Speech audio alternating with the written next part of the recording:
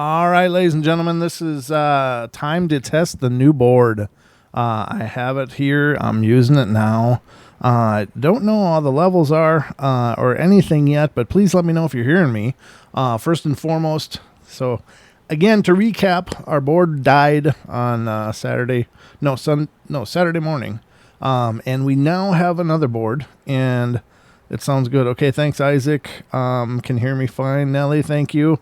Very clear, Beth says. Awesome. I got the fan rolling, so that's the little bit of you hear in the background. But if you're hearing me great, that's good. This is my first field test of it. I went through and really checked all the connection-specific types of settings earlier. I thought it was good, but you're telling me it sounds good. Okay, thanks, Duke. I like that wrench, brother. And welcome, ladies and gentlemen, to our new mod, Mr. Duke Sullivan.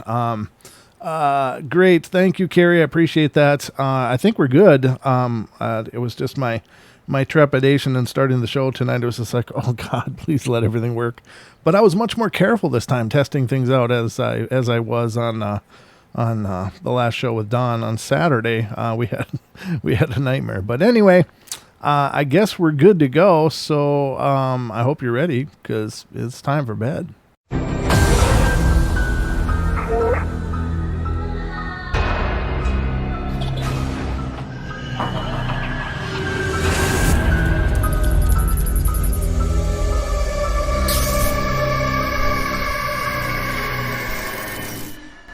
All right, ladies and gentlemen. Hey, Lewis, good to see you. So now let me ask you this as another comparison.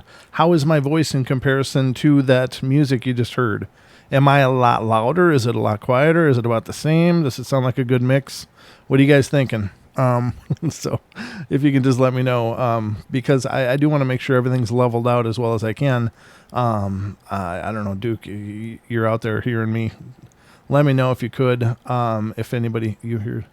Oh yeah, the crickets last night, Renee, were on purpose. The crickets last night were it was me field testing an idea of putting some ambience on the mix. Okay, not too loud. Thank you, Nelly. I appreciate that. But I couldn't get the crickets to level down enough. It was either they were off completely or they were on, but it was a little too loud for the mix, and I couldn't get them. I don't know, for whatever reason, they just would not go down. So it's something we'll continue to try. I've been talking about putting in some kind of ambient sound behind the bedtime stories, because I think sometimes it sounds a little empty to me, and maybe it'll add a little more depth, a little more personality. I'm just always trying to improve the shows, not only in what I'm doing, but in what you guys are hearing. So always trying to raise the bar a little bit more each time. So if you guys get any ideas, by all means, let me know. But I got a different show lined up for you tonight. I had said last night that, we've covered the hell out of ghost stories, and not that we aren't going to cover ghost stories tonight, but it's a little different spin, a little different focal point. Tonight, I wanted to focus on some law enforcement experiences with the paranormal, because those are really cool. I've got a cousin who's a law enforcement officer, and he's told me a few stories from his crew out there, and it's just bizarre. But then when you think of it, these are the guys that charge in. They're the guys that go into the worst of the worst situations, and or they oftentimes have to do cleanup after the worst situations, and they've had some weird encounters. So I got a bunch of stories pulled up tonight of those kind of things. We'll see if they're any good or not. I will share with you again the story that my cousin shared with me about a state trooper friend of his, an encounter he had that was really bizarre. But before I do that, I want to show you guys something that I found in my lawn this morning. Duke, you might think this is kind of interesting. You might not, though, of course, as well. So let me get back there. Let me pull this over to the monitor screen and let you guys see it. So first and foremost, this is something I've never found in my yard before. I don't really understand what it is I'm looking at, but I don't believe it's what you're going to think I'm looking at. So anyway, let me pull it up. Here's in my backyard this morning. I don't know. I wear a size 11 shoe, and that's whatever the hell that is a lot bigger than my shoe. Now, let me just say, honestly, I don't believe it's a footprint. I really don't. I live in town. I live in town in a very residential area. So it's not like I'm on the fringes of the wilderness or anything like that. This would be much too big to be a Sasquatch print. And many people in the comments have said, "Oh, that's like Duke's Mountain Giants." And you're right. If I was out in the woods and I saw that in my yard, I would be scraping my underwear at this point. Now, this is a patch of dead grass that I don't know how it died. My wife actually found it first, and she's like, "I don't understand. What is that?" And I said, "I don't know." And she said, "Just there. It's only dead there." Now, my wife is Asian, so she has a little bit of a broken English and stuff. So, I attribute that to her, and it's just the way she talks. But she's like, she didn't understand how that one patch of grass died that looked just like a footprint. I thought it was hilarious. She thought it was hilarious. And so I put my foot next to it and took a picture. And yeah, that sexy leg is mine, ladies. Just saying. But I don't know what killed that grass. I really don't. It really does look like a footprint. Now there might be those that say, well, maybe mountain giants are coming into town, and maybe they do. But for a mountain giant to have stood where this was in my yard, they would have had to have played like cat's cradle with all the power lines and stuff that are going on, cable lines and everything between the houses, and it would be plus fences and all that stuff that I got going on around here, and trees. So I really don't think it's a big footprint, but I just thought it was really funny because this one patch of dead grass that's just in the middle of my lawn, and it's only one, looks just like a huge footprint. So could it be spiritual? Maybe. And if it is, I got a really big freaking spirit hanging out outside in my yard. And that freaks me out if that's the case. But I don't know. What do you guys think? You'll have to let me know in the comments or let me know in the chat. I can't see any of that right now, so I'm going to go back over to it. But what do you guys think? I guess I should go over to this screen so I can actually clear this off. So that is freaky, though, isn't it? So, yeah, we don't have anything that would have spilled back there. I mean, we water our lawn. We don't use chemicals. We absolutely don't. I don't use weed killer, obviously, because I just figure if it's green and I can mow it, it's good. It's good. I don't do grass seeding. I don't do weed and feed or anything like that. We don't use chemicals. So I don't know what it is. It's just a really weird spot in the grass. I'm not saying it's paranormal. I really am not. But I thought it was just funny as hell. It looks like a huge, huge footprint. So yeah. Except I have a fenced-in yard, so somebody would have had to go into a whole lot of trouble to mess with me. And honest to God, my neighbors don't know what I do. They don't know I do this show. I'm very private about that. So, nobody knows in the neighborhood what I do except for my elderly neighbor. And she sat in here in the studio during shows every once in a great while, and she likes to do that. But she's elderly. She's not going to go over and kill my grass. So pretty wild, though. I thought that was pretty cool. So what do you guys think? Interesting. Watering midday can cause hot spots and kill that grass. That's true. That would be true. I don't know. It would just be that one spot for whatever reason. And maybe it is a hot spot. Maybe you're right, Carrie. I'm not saying that it's not. I really don't know what it is, but it really does look like a huge foot. And if that was attached to a living being, I think that would have to be the 20-foot range. That is just huge. But anyway, good fun. I thought it'd be good for a couple chuckles tonight on the show. Hope you enjoyed it. But what do you think it is? So hotspots, I think that's a good guess, Carrie. That's probably what it is. It's just really weird.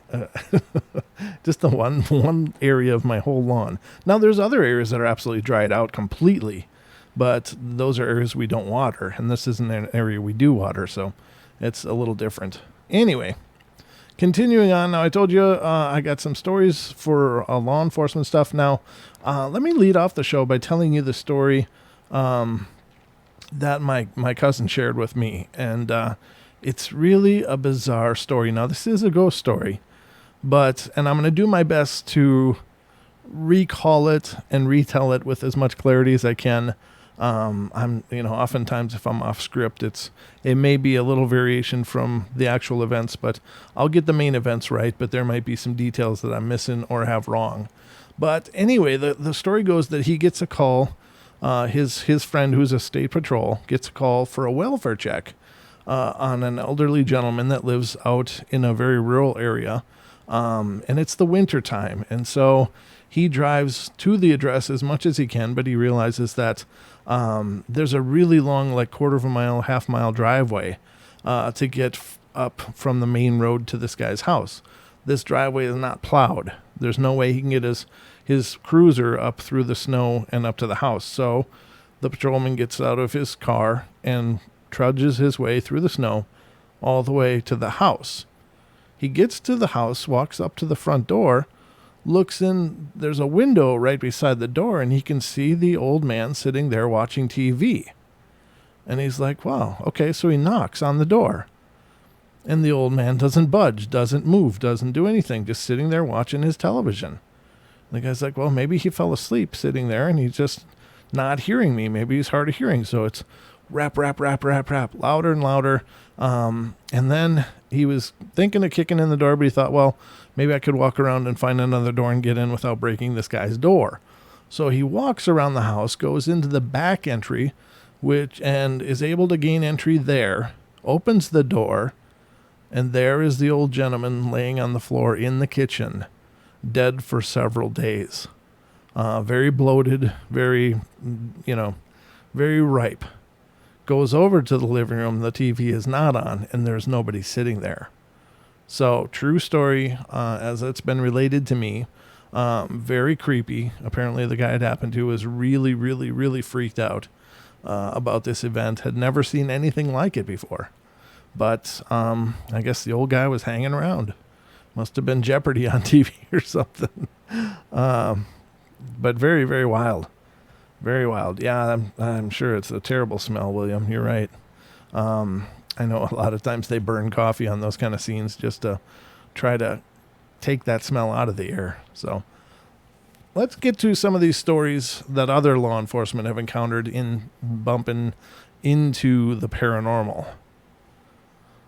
My uncle was a sheriff of a small town in New Mexico, and he was the most hardcore person in our family. Super straight-laced, never really BS'd, and wasn't at all a joker. So, when he told this story, backed up by my aunt, we all believed it without question. A local reporter named Bobby D would always show up at any major police activity from the police scanner. Big car wrecks, fires, anything worth maybe reporting in the local paper. Everybody on the force knew Bobby D. He was around at least once or twice a week at various police activities, and Bob was a bit of a joker himself, and he would mess with people by flicking behind their ears.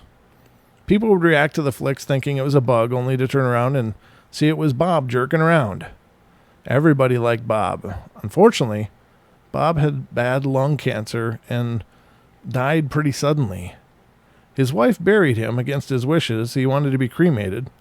And for the next couple of weeks after his funeral, people kept talking about seeing Bob at car wrecks, fires, and all the same stuff he used to report on. There were 20 or 30 reports like this from civilians and members of the force. My uncle didn't buy it. Until the night he and my aunt showed up at our house, gun drawn, pale as paper.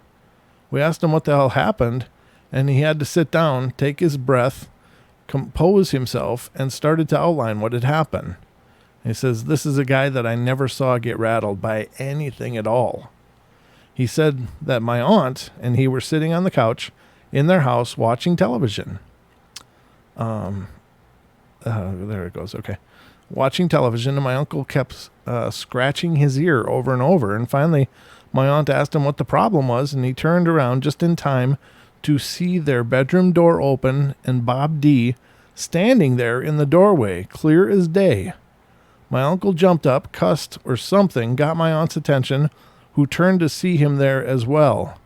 As soon as they both made eye contact with him, Bob smiled, turned, and walked across the living room and out their front door, closed the door behind himself, and he was gone. My uncle got control of himself and ran outside, gun drawn, looking for Bob, but he was gone. At that point, they ran over to our place, and we went over there and didn't see anything, but my aunt and uncle stayed at our place that night.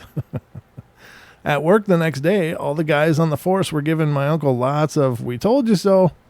People around town said they saw Bob D show up at police scenes for at least another 2 or 3 months. My dad saw him in our dark room in our basement with a friend, and he was flicking their ears in the dark. What a dick. And during the 3rd month, the people that saw him kept saying he was looking worse and worse. My uncle saw him 2 more times, each time confirming he was looking more and more worn. My dad had concluded that he was decomposing, and his ghost was reflecting that process. Every time my ear itches, I get goosebumps. So there you go. And I've never heard the whole correlation between the body and the soul. Now, with modern burial practices, unless they, for some reason, didn't observe them or don't have to due to religious reasons, but with the use of, embalming fluids and stuff, it would take many, many years for the body to decompose. So I'm not sure. I believe it will anyway. I don't know. I assume that formaldehyde would keep a body looking pretty good for a long time, not just 2 or 3 months. But if anybody knows in the chat, please let me know. I'm not sure how that works, but I assumed that basically you can dig up a corpse years later and it'll look like it was when I buried it, because it's been preserved with the formaldehyde. But I may be wrong, and if I am, please let me know. So let's see what the next man is. This one's really short. It says, while working in a remote Australia, we were forced to move on an elderly Aboriginal man because the other locals had accused him of witchcraft and other things. We drove him to his township approximately 1.5 hours drive away, and the other locals were terrified of him as he was rumored to be a witch doctor. We dropped him off and warned him not to return to town for 3 days. We turned the vehicle around and drove back to town, flying probably 100 miles per hour or more. It took 45 minutes to drive back. Upon our return, we find the same elderly Aboriginal sitting in the street, and to this day, neither of us can explain it. Maybe the other locals had every right to be scared. Yeah, no kidding. That's pretty powerful. The old guy can just go at will. All right, the next one. Worked as a police officer in a small town in rural Nebraska. Back in the 90s, I was patrolling through a town in winter, and we had several abandoned houses in town, but one seemed to have the attraction of copper thieves. So we were told to keep an eye on it and drove by it around 7 p.m. since it sat on a quarter lot, and I had a clear view of all 4 sides of the house, and as I drove around the corner, nothing looks out of the ordinary. About 2 hours later, I drive by again, and the back door is wide open. I know that back door was not open when I drove by it earlier. Looking at the snow on the ground around the house, there were absolutely no footprints, so I think, what the hell? Call dispatch and tell them I'm investigating an open door at that address and ask for a county sheriff to start my way. I walk to the open door, pull out my flashlight, and shine it inside. The house has obviously been gutted for the most part. The plaster walls had been torn down, debris piles everywhere, and since there were no footprints in the snow around the door other than mine, and with all the dust on the floor not showing any footprints, I chalk it up to the wind, or maybe the door just opened on its own. I was about to secure the door when I heard a loud thump come from upstairs, and what sounded like kids laughing. So I enter the house and yell out, "Police department, come downstairs." More of what sounds like kids playing, and I tell dispatch that it sounds like there are kids in the house, and start making my way through the kitchen into the living room where the stairs are, and all the while cautiously checking the main floor. 2 more times I hear something upstairs, but since I've had no response, I start thinking maybe it's an animal. Still, I hear what I'd swear is kids laughing. I head upstairs and it all gets quiet. The upstairs is relatively small with a hallway at the top of the stairs and has one bedroom on the right, one straight ahead at the end of the hall, and there's another bedroom that's on the left. So as I get up the stairs, I hear a thump in the bedroom that's up on the left. I carefully peek around the corner, and it's an empty room with a small pile of plaster and wood debris in the middle. No kidding. Sitting on top of the pile of debris was a page torn out of a child's book with a picture of a police officer on it. The hair stood up on the back of my neck. I got out of that room, quickly cleared the other rooms upstairs, and got the hell out of there. Told dispatch nobody's in the house, locked that back door, and never went back there ever again. Wow. So this one's a shorter one again. And it says, my uncle works for dispatch in my town, and he recently told my family of the weirdest calls he's ever gotten. He said that he had received a call from a landline one night, and when he answered it, there was only static on the other end. Well, this happened 2 more times, and finally he calls the squad to go check out the address from the caller ID. When the cops got there and walked into the house, they immediately saw that there was a dead body. The person had been dead for 5 months. The craziest part about it was that there was no electricity or any other utility working, so there's no way they should have been able to get those calls into dispatch. But if they hadn't, who knows how long that person's body would have stayed there. Now, I don't think that that's true, though, because I think there are 12 volts of electricity on every telephone line. And so your phone runs off the power transmitted by the phone company through the phone lines, I believe. In fact, there was a survival hack that you could hack into it to get energy to charge things up by, altering a phone outlet. So I don't think that that's necessarily true, that due to the utilities being out, that the phone line would be absolutely dead. But it should have been disconnected, you'd think, by 5 months of not paying a bill. So very strange. I don't know. That's a weird one. Oh, yeah. Thanks, Lee. Lee says, Brent, you're right. So, all right. So here's another one. Very short again, I think. No, this one's longer. It just was broken up. So I was doing security at a hospital with the ER and ICU, surgical, and the whole works. And I got called to several paranormal calls. Most were psych cases or paranoid people that heard a strange noise. And this time, more than one nurse saw a guy on the camera who was on his death's bed. The guy kept saying, "I will not die in a hospital." Earlier that day, literally pushed his curtain aside and walked out of his room and towards the elevator. A code was called, and everyone immediately posted at their designated locations. And within seconds, there were people watching the elevators and stairs, and security started combing the area and investigated. And as I reached the ICU floor, I spoke with the lead nurse, and she told me several of the nurses saw him leave. At that moment, monitors started going off, and the guy never left. The guy went code blue and died right then. There were 3 witnesses on the report that say he got up and left, and were serious enough to call a code, which could cost them all their jobs if they're wrong. The bosses wouldn't let us watch the video, but the looks on their faces said it all. The bosses said the nurses did the right thing, and some things just can't be explained. The portion of the video I was allowed to see did show that nobody had left via the elevators or the stairs. Yikes. Okay, now this one is... Oh, this is interesting. It says, my dad spent his whole career as a police officer and is the stereotypical straightforward guy who has little time for anything you might label as paranormal. That said, he describes one event from about 20 or so years ago that he cannot explain. One late afternoon in autumn, he was patrolling with a colleague in Newbury, Berkshire, UK, when they were called and asked to check out reports of a fight on the rural outskirts of the town.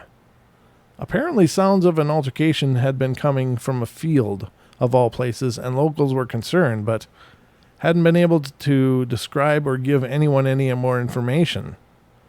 And when they got to the field in question, my dad and his colleague hopped the fence and headed inwards, not immediately seeing or hearing anything. It was gloomy and a little misty at ground level, but apparently just about enough light was left in the day to see that there wasn't anybody around. Apparently they gave the field a sweep and were on their way back to their car when, as my dad tells it, suddenly everything went crazy. Shouting, screaming, and the sounds of an almighty fight completely surrounded him. Even though he was stood in a field completely empty apart from his colleague, he says 3 things in particular struck him first. Firstly, that he wasn't scared. I can't use that word. First, that he wasn't scared at the time. Perhaps he would say that. Just sort of hugely confused. And secondly, the look on his colleague's face that basically said, "What the hell? You're hearing this too, right?" And finally, that after a short time, the sounds just stopped, and they made their way back to the car and called it in to say nothing was going on. When pushed, he admits it felt like he was in the middle of something significant, and that he thinks he felt and not just heard the fighting around him. And with hindsight, he was more frightened after the event than at the time. He would never describe this as a paranormal himself, but to me, this always sounded like a replay type of event people always talk about. And subsequently, learning about the Civil War history of the specific area in question backs this up, for me at least. I've not heard of other accounts of similar stories from the area, but I haven't looked that hard, to be honest. Now the next one is, let's see, this one's pretty good size too. It says, we were called to a resident out in the rural area, and this is in Wyoming, so when we say boonies, it's really the boonies.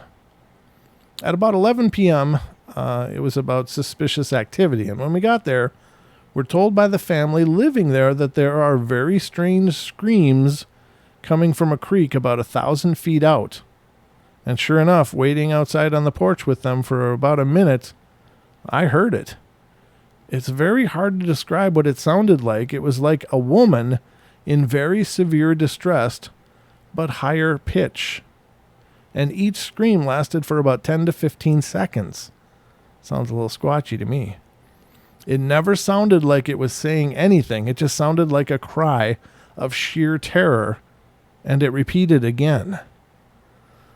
We tell the family we're going to investigate, so we just walked down to the creek since it was a nice night out, and we heard about 2 more screams getting louder as we approached the creek.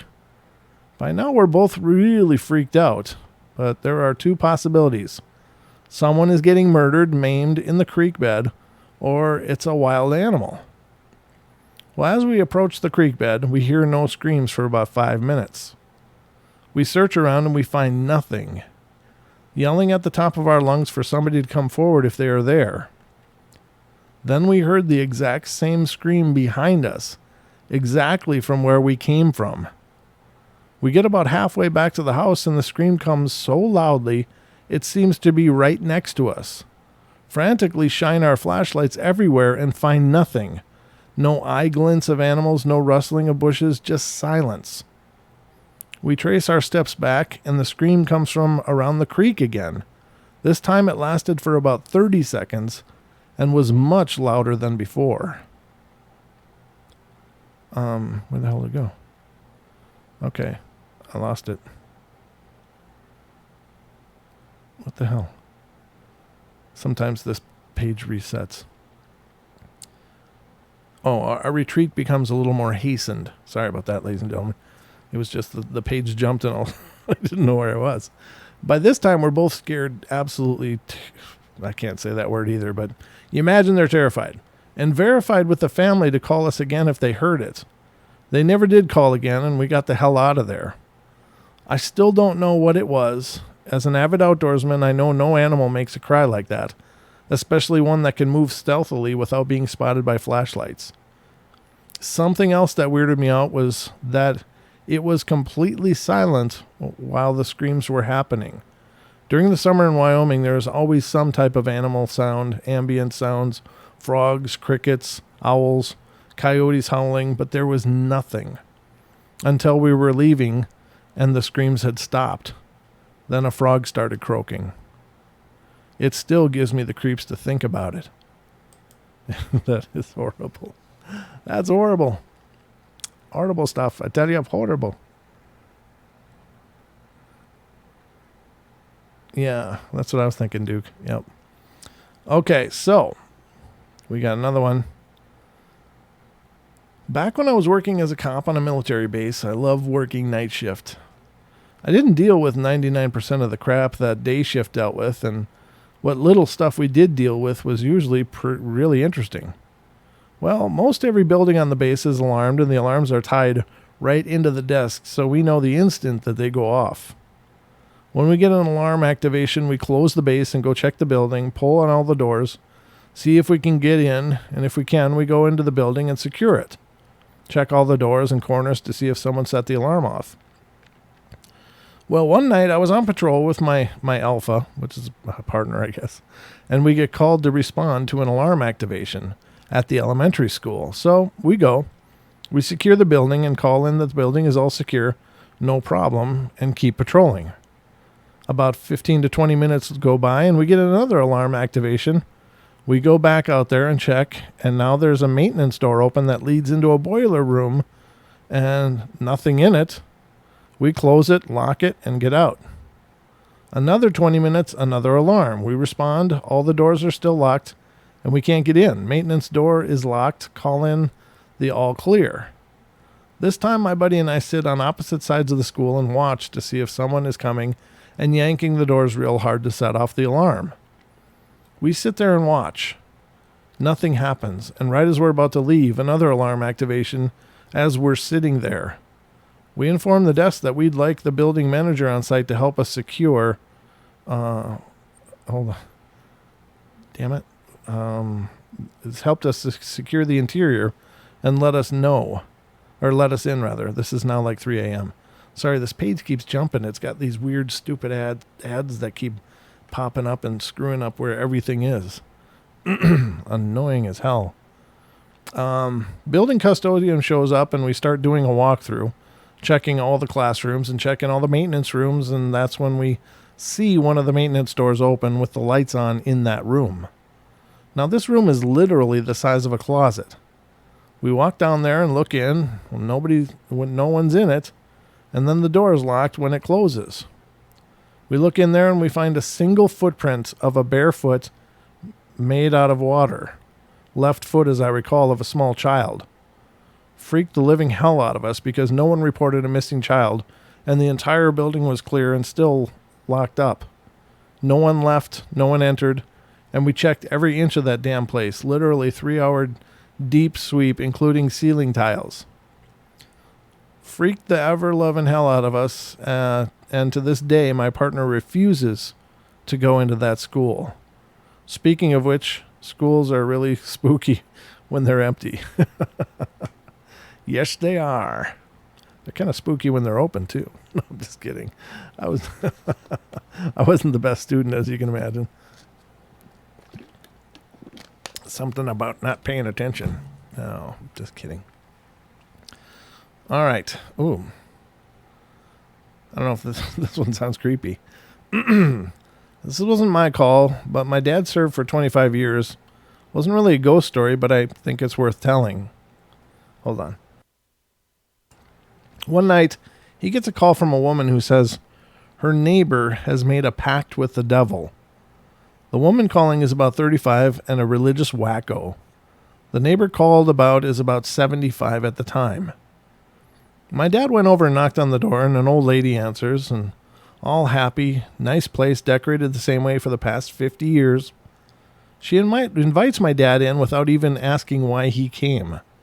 Makes him some coffee and asked how his day was, and naturally, at this point, my dad is wondering what the heck the call was about. but it became clear very soon. At some point, my dad realizes he isn't the only person she's talking to, and that she thinks her apartment is full of people. My dad thanks her for the coffee and she tells him to come back anytime. And the whole time she is talking, he is writing down the names of the people she was talking to, and does some research on her when he gets back. Turns out she was talking to family members who were all dead. She had a daughter, 3 sons, and a brother and a husband, all of them deceased, and she had no family and no friends. She hadn't spoken to another person in years. Her groceries were delivered, and she rarely left her apartment. Over the next 19 years, my dad took care of her. My sister and I came over all the time and just sat and talked with her, and she even taught me how to cook.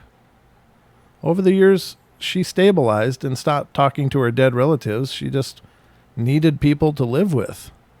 She actually lived till she was 94 and died in the guest room of my parents' house, since it had become harder to take care of her from a distance as she got closer to the end.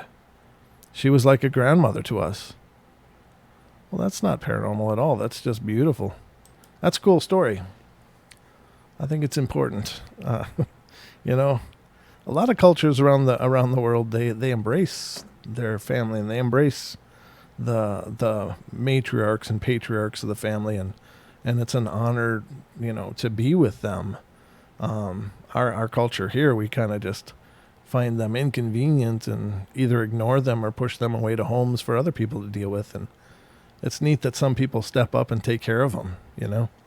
I think that that's really beautiful. I got a call. So let's see what's going on in the call. That actually just came in. Well, that was very serendipitous. So, and this is area code 417. You're on the air. How you doing tonight? I'm doing well, thanks. Who am I talking to? My name's Chad. Hey, Chad. Welcome to the show. Thanks for calling in, brother. Well, I thought I'd maybe, I know you guys do all sorts of paranormal stuff on the show. Mm-hmm. And I know several of you guys seem to be very educated in many different subjects, so I thought I would call in and ask you a question. Oh, sure. I'll do my best. Okay. So, when I was a kid, I had a Bigfoot encounter. Oh, okay. When I was 13. Wow. And I was fishing at a pond back behind my grandfather's place, and it was a Sunday afternoon. I got up probably 8:30, 9 o'clock in the afternoon. My grandfather had a habit of on the weekends going in really early in the morning to drink coffee with his buddies. So I knew he wouldn't be back for long. It would be 1 or 2 o'clock in the afternoon at least before he was back. Uh-huh. So I got ready and got me a couple fishing poles and had some livers in the fridge, took some livers and some little bass flipping lures and stuff, and went off down to this pond. It was about maybe 3/4 of a mile down a big hill behind my house. Mm-hmm.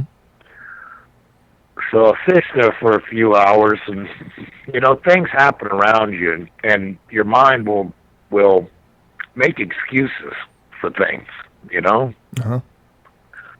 Like when something throws a pebble in the middle of the water, and you've been a fisherman your whole life, and it wasn't a fish flop, so you make up some idea that maybe a bird had flew over and pooped, and that's why it sounded that way when it hit in the water. Sure. Uh-huh. You follow what I'm saying? Oh, absolutely. Yep. So I fished there till about 2 or 3 o'clock in the afternoon, and about 2:30 actually. And I had probably, 10, 12 fish on a 20-rung stringer. A couple of them were 3 or 4 or 5 pounds apiece. Wow. It was a pond that had been stocked and had been stocked for 20-plus years, several different times by the folks that I knew that owned it. Uh-huh. And to the right of the pond, to my back where I was fishing, there was a great big hill. And the hill was to the direction that the sun set. And I was told by my grandfather not to let leaky catch me down there fishing in this pond, and although it would probably be fine, but, just don't let him catch you down there actually fishing. Okay. So, I'm a young man, Sure. Of course, all the old folks knew each other and stuff, Right. Anyway, so, I'd heard some weird crap in the woods, and my whole family are from the woods. I can't even explain to you how hillbilly my family are. My grandmother died at 94 years old in the 90s, and she never had an indoor plumbing or indoor bathroom ever. Wow. Yeah, that's cool. So, yeah, it is kind of neat, but, that's the type of folk they were, Sure. They raised guineas and hens, pigs, chickens, this and that and the other. And Sure.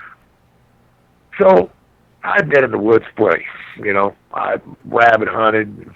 Hell, I'd even fox hunted with my grandfather and one of his old friends, which is rare for folks to have even done that are alive today. But it's truly do lots of fox hunt, Uh-huh. So I knew the woods well. And as I started to pick up my stringers, I heard something coming down the hill to my right and behind me. The patter of hard feet coming down a hill, like a man maybe kind of running down the hill towards me, or something, Right. And it was just as I was picking up my stringer. And I looked up the hill, and the sun was directly in my face.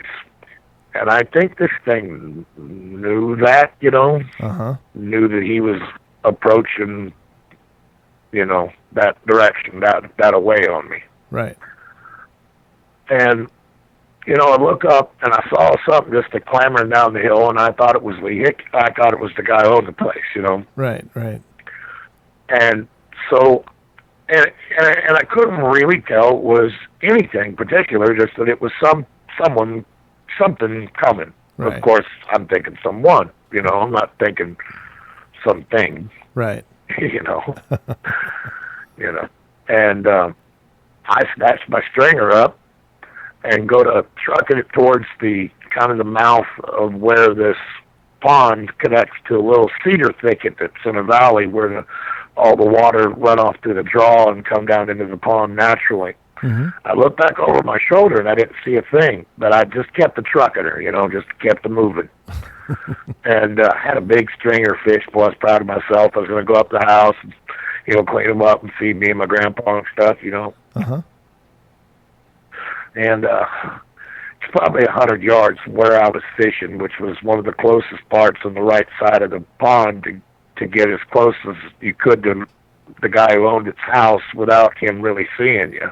But it was good fishing there, so that's where I was fishing. Anyway, I took off a kite there towards the woods and met where the pond meets the cedar thicket there, looked back over my shoulder again and didn't see anything. So I ran up into the kind of, as you come down a draw and it'll have gravel wore out where the water's come down through the draw for years and years, like a little creek. Sure. Yep. So I'm traveling down that little creek there, that little creek gravel bed, and I went up in there about 25 yards to stop. And, cause I heard something to my left. I thought I heard a man. I thought I heard him say, "Hey," Uh-huh. Wow. So I stopped and hunkered down in the gravel creek bed there, and it was in September, and so there was a little bit of the plants were dying a little bit, but everything was still pretty much thick. And I mean, come thundering up from behind where I was at, but along the outside of the tree line, come a wild-looking thing, man. Oh, yeah. I mean, a wild-looking thing. What'd you see? And it was running along beside me, say 50 yards, 60 yards out along the tree line, but on the outside of the tree line, on where the field would start to go up the big hill, Uh-huh. And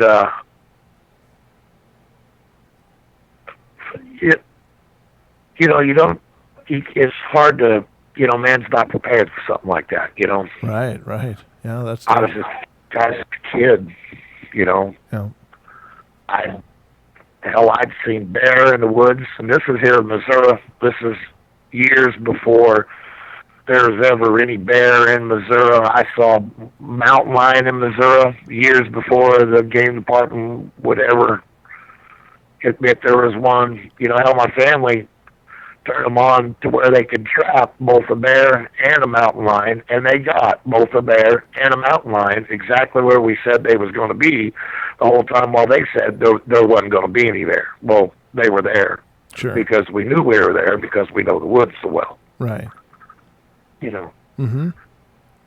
This thing come thundering up, and it stopped, and I could tell it was looking for me. And I didn't want to make a sound. I'm sitting on that gravel, you know what I mean? I knew the very second that I moved, he would know exactly where I was at. Right. Oh, man. Oh, God. So I sat there for about 20 seconds. This thing's got a hold of the big, he's enormous. I can't even describe to you how big it was because it was just shaped so different. It was like from its waist to its shoulders, almost shaped like a heart. It was just an enormous body. Jeez. It's an enormous, like Lou Ferrigno type body, Right. But hairy, but not like crazy hairy, not like Chewbacca or nothing like that, Mm-hmm. Anyway, I'm seeing it sit there and it's rocking back and forth, and I know what it's doing. It's trying to catch sight of my movement, Right, right.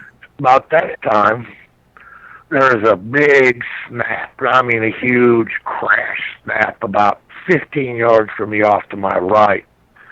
And I turn and look, and there's another one, and it's kind of a lighter brown color, and it's a female. And it had broke a limb off a tree, and I saw it grab the end of it and pull it back kind of sidearm, but I couldn't see its head. I could just kind of see the middle of its body and roughly what its arm was doing. And it looked like it was about to throw it at me. By this point, I'm scared to death. Uh-huh. My heart is just literally pounding in my skull. I'm trying to remember what my great uncle David told me about, not running from a bear and, make yourself big and all that. But I knew this wasn't a bear. Right. So I took off kiting her again, just running just as hard as hell as I could up through the creek bed there. But when I took off running, the one off to my left, the big male, I think he was, that was coming down the hill originally at me, he instantly locked on to where I was at, Mm-hmm. And he went running along beside me there, and he made another noise, and when he did, the one that was off to my right, I could tell it was moving too. I think it clacked two rocks together. Now, I didn't realize that for 25 years. Mm-hmm. That it clacked them two rocks together, or maybe it hit its hand on a tree or something, I don't know. Sure. But I think it clacked two rocks together is what I think it did. Okay. When it did, it just basically saw like 22 going off, just off to my right, and ahead of me a bit. So I instantly slammed the brakes on again and hunkered back down. And when I did, the big male, when it was off to my left, he threw a stick at me.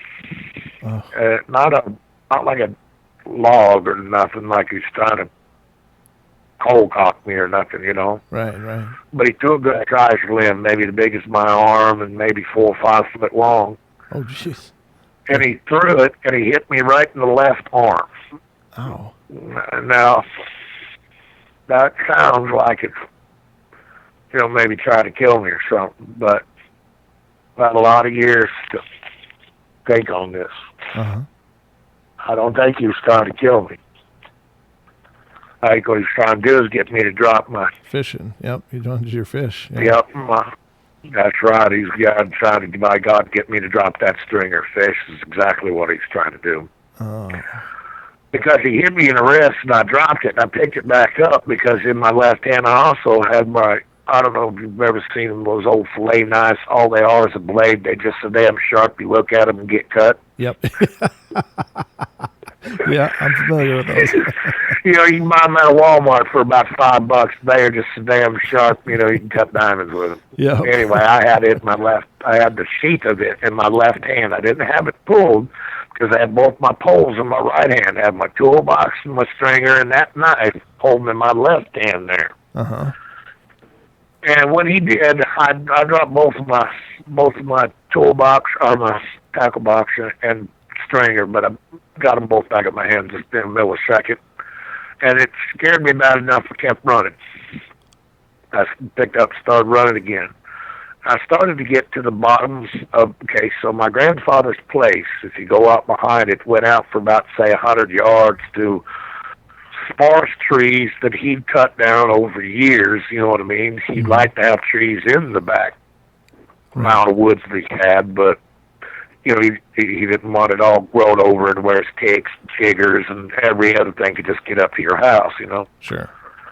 So it was fairly thinned out for that 100 yards, but in the 100 yards behind it, after the fence, it dropped down over the hill that would drop down into that little kind of cedar thicket in the bottom that ran down into the pond. But when I got right there, just as the trees started to thin, he threw a bigger piece of logs, only about 2 foot long, but it was bigger than my head. Oh, jeez. And he threw it, and he hit it literally right on my hand, and it made me drop everything that was in my left hand. And I just bolted. I just absolutely freaked the hell on out and was screaming, I think. I don't even know. I think it was. No pee my pants. Yeah. Ran on up the hill. When I got up the hill, right to where the fence, because I'm thinking I'm going to get caught any second from behind, because, I mean, this thing was, if it wasn't 8 or 9 foot tall, it wasn't a foot tall. Wow. And its arms looked like it's as long as the damn body anyway. Jeez. Oh, sorry. No, that's fine. You're fine. Anyway, so good Lord. So I'm running up that hill there, trying to get to that fence line. I'm thinking I'm going to get snatched up any minute. And I realize I don't hear any rocks being, you know, like anything's really chasing me, you know. So when I get to the top, I hop the fence real quick. Still got my fishing poles in my right hand, but everything is just still down there. So I hopped the fence, and I absolutely had to turn around and look. Right. I couldn't stop myself, you know. Sure. It was. I remember even kind of thinking to myself, well, if he's right on me, I'm dead when I turn around. But I gotta see. I got to see one of his face, you know. Wow. I gotta see it. Yep. Yep. And so I turned around, and I'm looking down the hill, and at first I don't see nothing. And then I could see that one of them maybe 10, 12 foot tall cedars, there's a whole damn head sticking out of the cedar. He's like hugged up in the tree or something, you know. Uh-huh. And just his head's looking out, and he's looking right at me.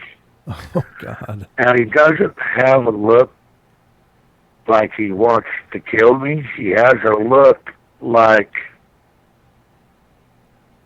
I don't know. It's just like a non-threatening look, but, you know, not a come-to-dinner look either, you know. Right.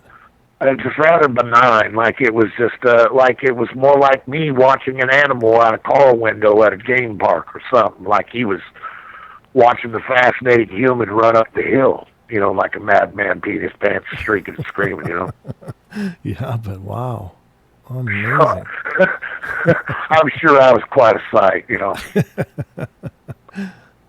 So, that experience, quote, broke my egg. 2 days later, I forced myself to go back out into the woods, and the spot where I'd stopped and look down the hill was my tackle box, my knife, and my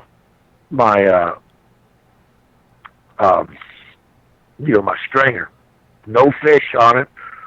Fish had obviously been pulled off because the stringers were closed, you know, the old metal stringers where you squeeze them and slip them in the slot. Yep. I got They're one of those. all the ones where the fish were on were closed. They just pulled the fish off of them. Now, I'm not saying these things were my pet or that I knew their first names or anything like that, but that's pretty damn smart right there, right? Right. Oh yeah, very. Very smart. Now, what really So, sticks out in my mind is how good that aim was to keep hitting the hand holding. I mean, you're a moving target, and it's throwing I lumber. can't even explain to you how good he was. Yeah, you're. I mean, he's throwing lumber. It's not like it's even aerodynamic, but he's hitting you precise. That's just amazing. Yeah. Wow. Yeah, the last time he hit me right on the hand, and he hit me with a piece as big around as my head, about 2 foot long. And I'm telling you, I've had years to think about this. Years now.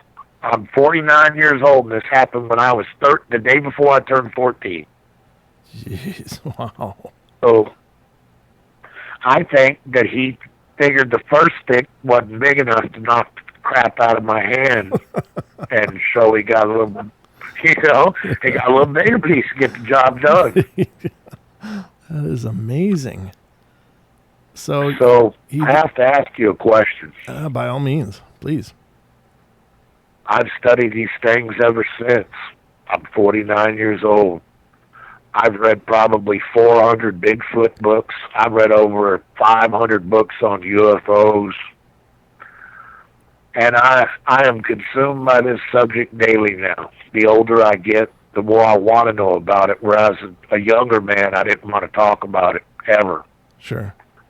Now it's all I can think of. I have a question for you. Yes, What sir. do you think they are?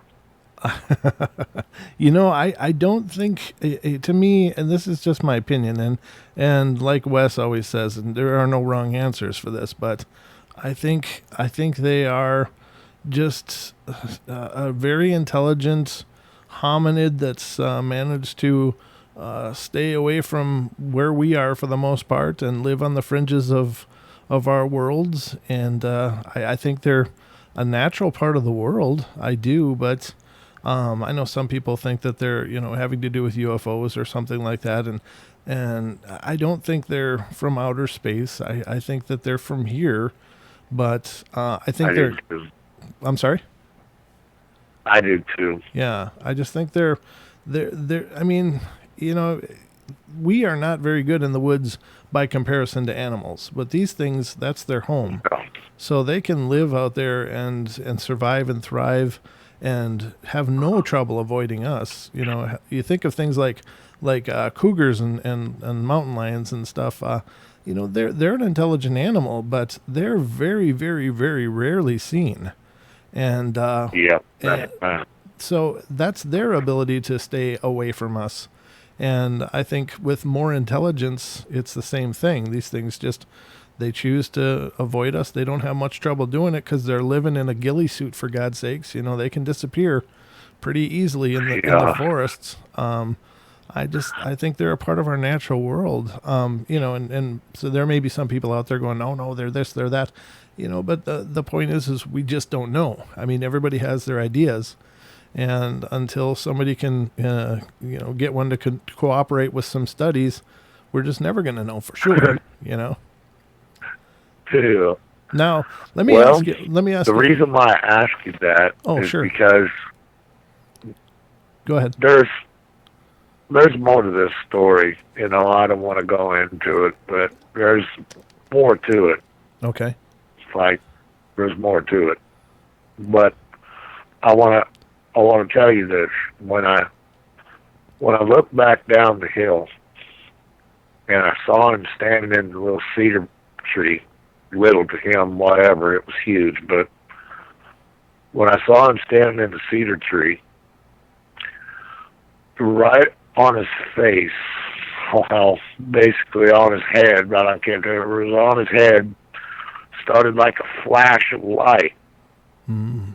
And it got a little bit bigger for a second, and then it kind of turned into an orb, and then it faded away, and he was gone. Everything was gone. Wow. The light, the giant hairy man, and everything was just gone. Wow. And that's the part I didn't want to tell anybody. Well, That's because, you know, everything can make sense up to that moment. right. Well, I don't And discount. then I've struggled with that moment for a long time. Right. I mean, I've struggled with that moment, young man. Let me tell you, I've struggled. I can only imagine, and I'm sure you saw what you saw. I don't, there's a lot about this world we don't understand, and there's a lot of things that happen that defy what we understand as reality. And these things may just be capable of things that we just don't understand yet. Perhaps it was part of their natural development, and we just don't know. I've wondered that. Yeah. I've also wondered this. I've just recently pitched your guys' show up. I really like your guys' show. Well, thank you, brother. I just found Wes Germer's show last year, so until last year, I really felt like I was alone with me and my books and a few other people who had seen something that I'd met in life, Mm-hmm. And then you start listening to Wes Germer's material, and you realize that this crap's everywhere. Yes. This crap is all over the place. Right. That people aren't just seeing Bigfoots, they're seeing things that look like a giant man dog. Yes. Yeah. People are seeing UFOs with this crap all at the same time. Right. And I'm not afraid to say it. I'm 50 years old. I don't care about I'm no longer embarrassed. Right. So I'm wondering if UFOs are here, kind of the genetic caretakers of the planet, Mm-hmm. why wouldn't they be interested in such things? Well, I reckon they probably would. I can tell you a story about that if you got a minute. Yeah, tell me. Now, we received a listener email from a person who had an extraordinarily vivid experience. She thought maybe it was a dream. She wasn't sure. It was one of those things that was so surreal. She wasn't sure if she was sleeping or awake. But as she explained it, I'm pretty convinced that she had an abduction experience, that it was very real. And in that, she said that Real. yeah, well, yeah, for sure. But she wasn't sure that was her experience. She dreamed it happened in the night. Suddenly she woke up and she was in this room, and it was all black except for these great big lights, and she saw these strange beings, these aliens, look like big grays, I think is what she explained. I might be wrong about that, but she said then she looked around the room and there were other tables with other beings on it, and she looked across the room, and there sat a very, very large, looked like a humanoid, except he was hairy all over, and he was being Sasquatch. Right. And she said that it was being inspected by these aliens too, and she said that they locked eyes, and she just felt this wisdom, and like an ancient wisdom in this creature. But she knew it seemed like it was in the same situation she was. It was being checked out by these same beings that was checking her out. So that stands to reason to me that the aliens abduct. They abduct livestock and they abduct everything. So why wouldn't they be abducting everything? Right. So I agree. You listen to David Paulides' work, and you basically have to come to the conclusion that even humans are sampled out of our population. Sure. Yeah, exactly. There's something really funny going on there. And of course, David Paulides is a MUFON investigator as well, and as well as a big BFRO investigator. I think he's tied in with the BFRO, or was. So that's how he started, I think. Yeah, exactly. So no, I think you're dead on with that. That they're just here checking everything out. It's like we're just a big zoo, and we're just another part of the same exhibit. Yeah, that's what I'm afraid of. What's that little skinny blonde-haired kid's name? David something that's in the UFO world. Oh, Wilcox. David Wilcox. Yeah. I watch him, and he's about as wily with a squirrel as a nut. But okay. you know, sure. I have to say, he gives a name. He names our planet in a way that the first time I heard it, it slipped into me just as easy, and it just, I felt like that's probably right. And he says that we may be living on a garden world, and I think he may be right. He might be. Yeah, that might. I'm not sure how much he's right about, but I think he's right about that. Yeah. I don't think he's right about much, just to be honest, but I think he may be right there.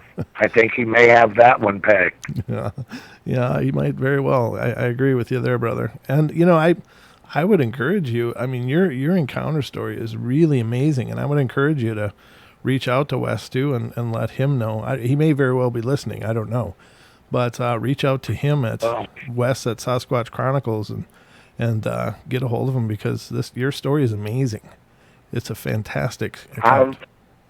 I actually wrote him a text a week or a half or two ago, but it was just about a paragraph. It's the first time I've ever, but I spoke to a few people about it. Like, I went up the hill that day. My grandfather. This story really starts with my grandfather. Uh-huh. So about a week and a half before that, you'd have to know my grandfather, which there's no way, but my grandfather was a master hunter. Oh. And I don't mean he was second to anyone. He was number one. Sure. The guy had, at one time on his house place, 75 dogs, and all of them dogs had a job, Mm-hmm. And he would sell dogs. In the 60s, he would sell dogs for $5,000, $10,000, $15,000 a dog, which is unheard of, hardly even today. But that's how well his name was known in hunting circles for raising hunting dogs. Mm-hmm. So my grandfather would carpenter all day and hunt all night, sleep a couple hours whether he needed to or not. And I had asked my grandfather before what was the coolest thing he ever saw in the woods, what was the strangest thing he'd ever saw in the woods. And, he never said anything about anything, because the reason why I'd asked that is because his older brother, we had visited in Washington State. And one of the first things he did after us getting there, and I'm just a little boy at that time, I was probably 9, maybe, 9 or something like that. And this is up in Washington State. And Dave was a bear hunter, and Dave told a story about how 5 of his hunting dogs treat a monkey man, and the monkey man killed 2 of his dogs before he get his dogs off of it. And he got the dogs off the tree and away from the monkey man ran off. 2 of his dogs dead. Oh. So I had that story in my head young, Yeah. Wow. So when I saw this thing, of course, I was pretty much knowing what it was, Mm-hmm. You don't want to tell yourself that's what it is, but that's what it is. Right. It ain't no bear. Yeah. Like I said, I'd seen mountain lions up by Roby, which is a town in Missouri. I'd seen mountain lion up by Roby. I'd seen bear in Mark Twain National Forest when they said there wasn't any, As a matter of fact, my grandfather was going to shoot one, or I was going to shoot it. My grandfather said, no, hell no, don't shoot it. You can't get a permit for them. Oh. They're not supposed to be here, Right. Yeah. So, but I just been bursting to ask somebody that's in the know what they think these things are. Well, I appreciate. You can't know how much I appreciate your call. I mean, it's an amazing story. I'm honored that you chose to share it here, and I would love to hear more of what you have to say anytime. I think your experience is pretty unique. I mean, it's not unheard of, but it's just really unique. And there's so many parts of your story that are so incredibly interesting that you don't hear very often. And so I just think it's a really powerful story. And I kind of figured that out with so many people, it seems, get a dirty look, or they get chased or hollered at, basically made to feel like you better leave or you're going to get your head tore off, and that wasn't what this was about. Right. And I think the old hairy man had spent about 4 hours throwing rocks at me and rocks in the water, you know, Yeah. trying to get my attention. And I was just so dang dumb, you know, that hell, I was down there smoking cigarettes too, which I wasn't supposed to be doing. So, you know, I was probably paying a lot of attention to where my lighter and my cigarettes were at, not to keep them in the taco box because my uncle, my grandfather could come down the hill at any time and catch me. And, you know, so I was probably just scatterbrained for nothing but when one of them rods started bouncing, you know, and I was catching, boy, I was catching good. Mm-hmm. But when I come up out of there with that string of fish, I think he done decided that he was going to eat my fish. It was the dinner bell went off, I guess. Yeah. Well, he sat there and watched me pull in at least a 4 or 5 pound flathead. And then, I mean, it had like 4 different kinds of catfish in it. The bass were so crazy, you could catch bass in there on a worm and a hook on the bottom. Wow, that's pretty powerful. You could catch catfish on a spinner bait. I know that sounds crazy, but I swear to you, the channel cat on the end where it was real mossy would hit on a buzzbait. Wow, that's awesome. It was an amazing fishing place, you know. Yeah, that is really weird. I know we always used to catch cats on like cheese on a hook, and that was about it, you know. Yeah, that's why I say it was an amazing place. You know, I went down there after that 2 or 3 more times. It was always called Chad's Pond because I found it. You know, it was a neighbor's pond, but no one knew it was down there but me and my grandpa. So all my relatives just called it Chad's Pond because I found it. I'm the person who took everybody down to it thereafter, you know, to show them where it was at. Sure. My uncle caught a bass out of that little pond that weighed like 8.5 pounds. It was within just a few ounces of being state record in an impoundment out of that pond. Wow, that's a good fish. Yeah, late at night with a full moon. So maybe I was fishing the hairy guy's fishing hole. You know, he didn't like me fishing his fishing hole. Because, I don't know. Maybe so. He'd watch. I know for a fact he'd watched me all day catch them fish. I know it. Sure. And I hate to tell this story. You know, I debated on whether or not, when I told this story, every time I've told this story, let's put it that way. Every time I've told this story, I've tried to tell people that I don't think these are things you can go out and shake hands with, you know, give them a haircut and teach them English. Right. I don't think that's going to be a thing. Right. And I think that these things can hurt people. Oh, yeah. I couldn't agree more. I think that they've chosen our absence, and I think we'd be best. The best path forward would be to respect that. I mean, obviously we want to understand more about them, but they're never going to be your neighbor. You know, they're never going to move into the house next door. Nope. Yeah. Nope. And I think that people who press their luck trying to chase them down and harass them at them and pester at them, they reckon it may come for some of them folks. And I think that they're like humans. Mm-hmm. I think some of them are raised badly. Oh, some of them are given bad, you know, lessons. Sure. Maybe dad had been shot at by a hunter and he didn't like hunters, so he teaches his son that hunters are bad guys. Right. You know, right, to be careful of them, but you get a chance to wallop one, wallop. Yeah, that's true. That's very true. We don't. I think that.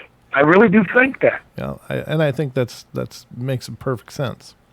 I agree with that. And I think the ones that I met were probably decent folk. I call them folk because that's what they are. They're akin to us somehow. Sure. There's no doubt. Yeah, I agree with that. And I think that they were just good folk. I think that maybe it was a big guy and maybe he had his girlfriend there or something, you know, and he wanted to feed her fish and I had fish and I don't know. But I know that he could have killed me. Oh, he could have ran right through the woods and snatched me up in the first 100 yards running through them cedars. I mean, this thing was absolutely so fucking big.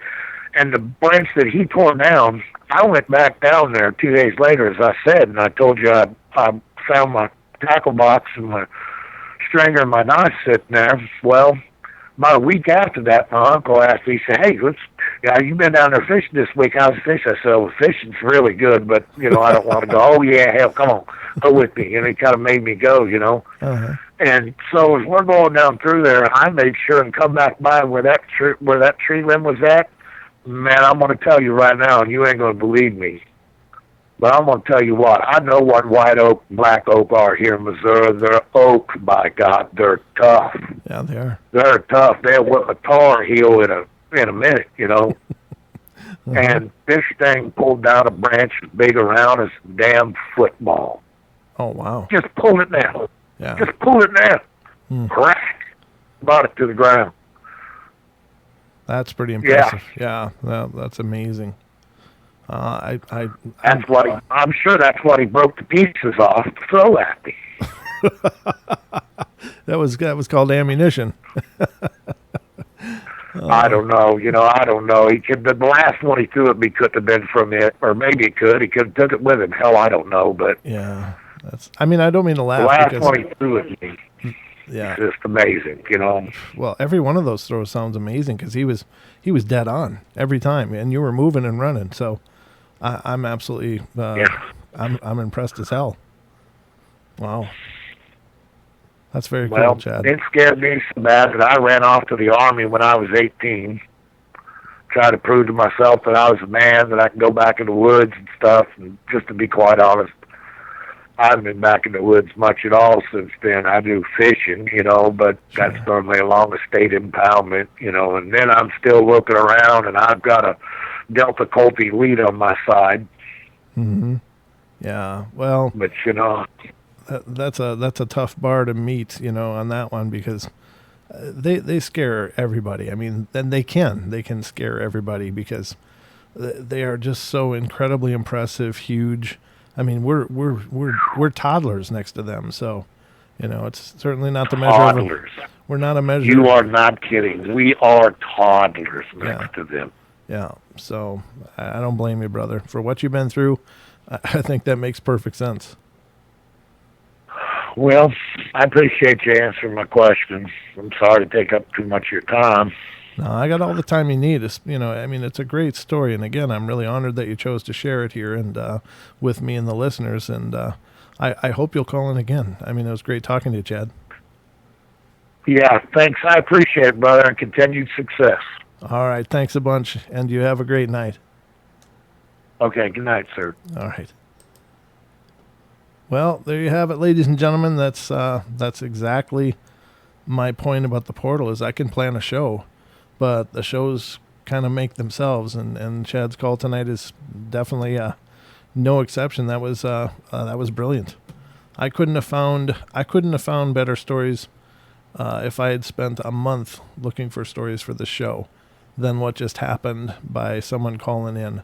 And that's why I love your guys' call-ins. I mean, that's just it. You guys are bringing never before heard experiences to the show and your own ways of seeing them and bringing them to light. And I just think it's nothing short of amazing. So thank you, Chad, for the call-in, and thank you all for being here and being a part of the show. We went a little long tonight, but I wouldn't have interrupted that story for anything unless I was bleeding to death because it was just that good. So, but I hope you guys enjoyed it. Thank you so much for being here, everybody. We are always going to be back. Actually, we got a special guest tomorrow night on the show. Joining us on the portal, Don and I will be Mr. Kerry Arnold of Bigfoot Odyssey. He's going to be joining us on our Wednesday show, and we're just going to whip it up and have a good time. So I hope you guys will tune in tomorrow night for the 2-hour show. Don't miss it. It'll be a great time. We're really looking forward to it. So love you all. Be good, be kind, be nice. Take care of each other. Help each other out. Find the magic in every day, and remember to laugh as much as you can. And make sure to tip your waitress on the way out. All right. Love you guys. Have a great night.